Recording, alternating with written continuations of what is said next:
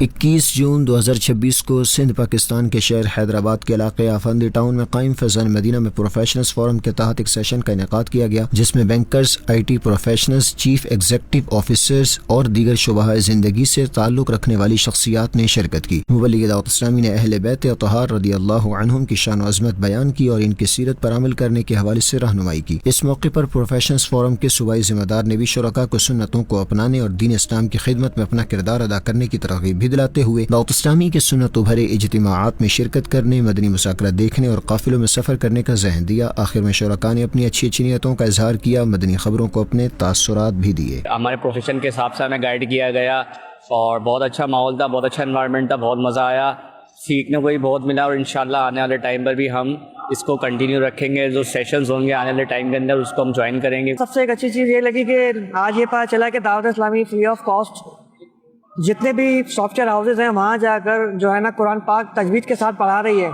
ہمارے جیسے بہت سارے لوگ ایسے ہیں ان کو ٹائم نہیں ملتا کہ وہ قرآن کو سیکھ سکیں، لیکن یہ اچھی چیز لگی کہ وہاں پہ وہ خود آ رہے ہیں، فری آف کاسٹ سکھا رہے ہیں۔ یہ ایک اچھی اپرچونیٹی ہے کہ ہم دین اپنے ہی ٹائم میں کام کرتے ہوئے، اپنے ہی ٹائم میں رہتے ہوئے دین سیکھ سکتے ہیں۔